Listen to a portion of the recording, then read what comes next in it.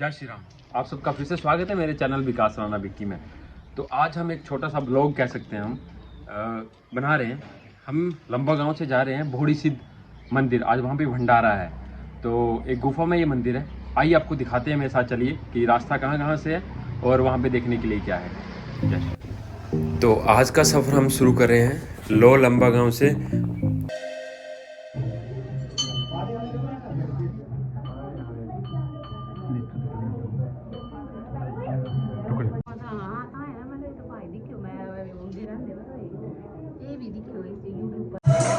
तो अभी हम पहुंच चुके हैं भोड़ी सिद्ध बाबा के मंदिर में। तो यहाँ पे जो काफ़ी बड़ा प्रोग्राम चल रहा है, भजन कीर्तन चल रहा है, हवन चल रहा है और साथ में जो भंडारा चल रहा है। तो इस वक्त कुछ लोग मेरे साथ मौजूद हैं, आप देख सकते हैं। तो आइए इनसे कुछ जानते हैं, क्योंकि काफ़ी लोग जो हैं वो भोड़ी सिद्ध बाबा जी के बारे में नहीं जानते हैं। तो आइए इनसे पूछते हैं। सबसे पहले पूछते हैं कि भोड़ी सिद्ध बाबा जी के बारे में कुछ ना कुछ आप बताइए कि भोड़ी सिद्ध बाबा जी का मंदिर कब से शुरू हुआ, और कुछ ऐसी घटनाएँ भी बताइए जिससे कि लोगों को थोड़ा पता चल सके कि क्या महिमा है यहाँ पे।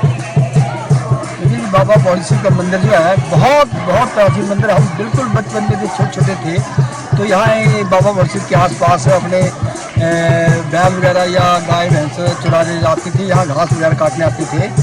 तो उस वक्त से हम इस मंदिर को जानते थे। उस वक्त की बहुत छोटी गुफा होती थी, बिल्कुल छोटी गुफा थी, बड़ी मुश्किल से अंदर जा पाते थे आज हम लोग, और उस वक्त इतनी इम्पोर्टेंस नहीं थी।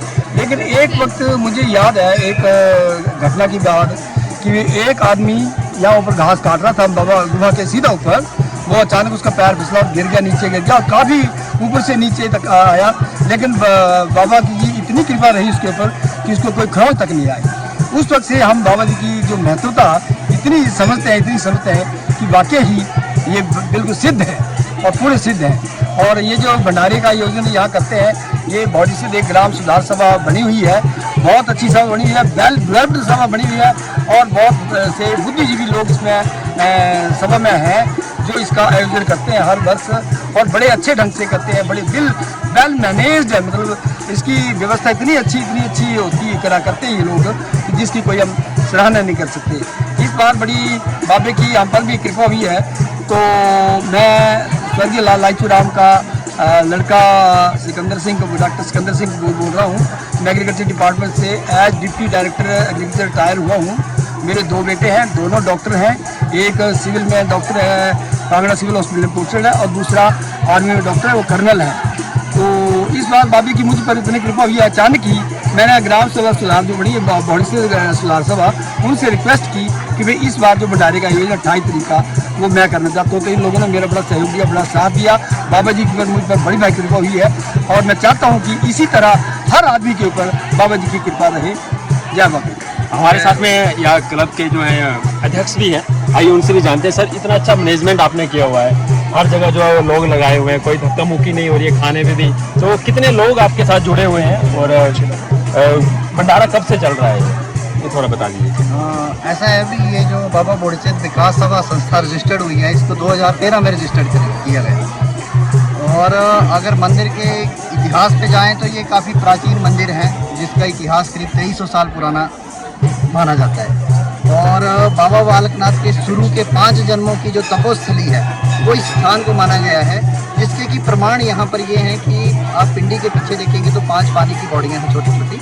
उसमें कोई ज़्यादा पानी नहीं होता है, 2 से 3 लीटर पानी हर एक बॉडी में रहता है। उस पानी को गंगा जल की तरह पवित्र माना जाता है, और वो पानी जो है पूरे साल में सूखता नहीं है। और अगर गलती से अगर उसमें कोई गंदे हाथ वगैरह किसी बॉडी में डाल देते हैं तो वो बॉडी जो है सूख जाती है। लेकिन उसमें पानी फिर से तभी आता है जब यहाँ का जो पुजारी है वो उसमें गंगा जल वगैरह डालेगा, तभी वो उसमें पानी आने की संभावना बनती है। और दूसरी चीज़ ये है कि इस पानी से ही जो यहाँ पर ये जो तपोस्थली रही है बाबा बालकनाथ की, तो इसमें ये माना गया है कि जब यहाँ पर उन्होंने शिक्षा ग्रहण की तो उस टाइम के जो उनके गुरु थे, वो जो लोग जो माथा टेकने के लिए आते थे उनको चरणामृत के तौर पर यहाँ का जो बूढ़ियों का पानी है वही दिया जाता था। और इस पानी में इतनी शक्ति मानी गई है कि लोग इसका सेवन करने मात्र से भी अनेक दुख दर्दों से निजात पाते हैं। तो ऐसा कुछ इतिहास है। और रही इसके जो भंडारे का आयोजन की बात है, तो भंडारे का जो आयोजन है वो यहाँ के बुजुर्गों ने एक मन्नत मांगी थी। जब पाकिस्तान के साथ इंडिया की लड़ाई हुई उस टाइम एक मन्नत मांगी उन्होंने बाबा भोडी सिंह जी से कि हमारे जो आसपास के गांव हैं और भोडी गांव हैं, यहाँ के बच्चे जो हैं ज़्यादातर फौज में, और हमारे बच्चे अगर सही सलामत वापस लौटते हैं तो हम बाबा जी के दरबार में धन्यवाद के तौर पर एक छोटी सी शुरुआत जो है भंडारे के तौर पे करेंगे।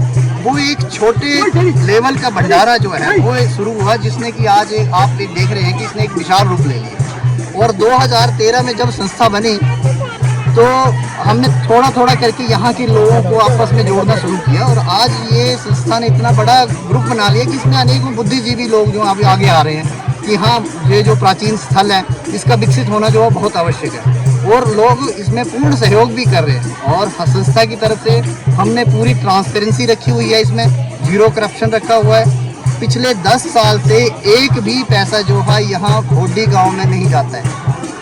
अब नहीं तो यहाँ पर ऐसा एक सिस्टम था कि यहाँ पर पजियाड़ों का राज था, लेकिन कुछ ऐसी बाबा भोडी सिंह की यहाँ पर कृपा हुई कि बाबा भोडी सिंह जी ने जैसे बोलते खेल आती है, जैसे खेल आने के तौर पर खुद सच्चाई को व्यक्त किया कि मेरा जो सेवक है वो वैसा होना चाहिए जैसे मैं सबका सेवक, और मुझे वैसे सेवक बिल्कुल नहीं चाहिए जो घर से ये सोच के आए कि आज हमें कितने पैसे मिलने वाले। वो दिन और आज दिन संस्था ने यहाँ पर पुजारी अपॉइंट किए हैं।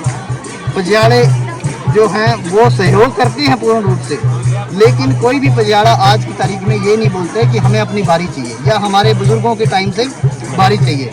और यहाँ एक और चीज़ मानने वाली थी कि इस मंदिर को कभी ताला नहीं लगता, और जब संस्था हमने बनाई तो संस्था ने सबसे पहले कोशिश की भाई टाइम टेबल से मंदिर खुलना चाहिए और बंद होना चाहिए, लेकिन कुछ ऐसी वारदातें हुई कि लोगों ने विरोध करना शुरू कर दिया भाई ऐसा नहीं होना चाहिए, क्योंकि बुजुर्गों के वक्त से ऐसा कभी नहीं हुआ।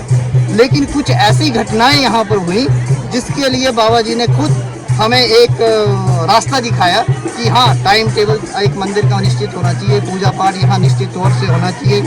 और बीच में हमारे साथ बुद्धिजीवी पंडित जुड़े जिन्होंने कि हमें गाइड किया कि यहाँ पर जो एक पॉजिटिव ऊर्जा है, इस पॉजिटिव ऊर्जा को अगर बरकरार रखा जाता है तो आने वाले समय में लोगों के दुख दर्द जो दर्शन मात्र से यहाँ पर दूर होंगे।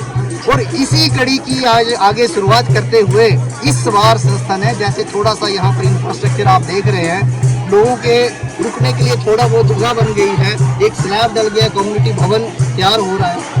तो अब संस्था ने इस साल से यह निश्चित किया था कि हम एक कष्ट निवारण यज्ञ तौर पर शुरुआत करेंगे, और संस्था ने इसका अभी पहला ही आयोजन किया है, और पहले आयोजन के जो आप परिणाम देख रहे हैं वो आपके सामने नजर आ रहे हैं।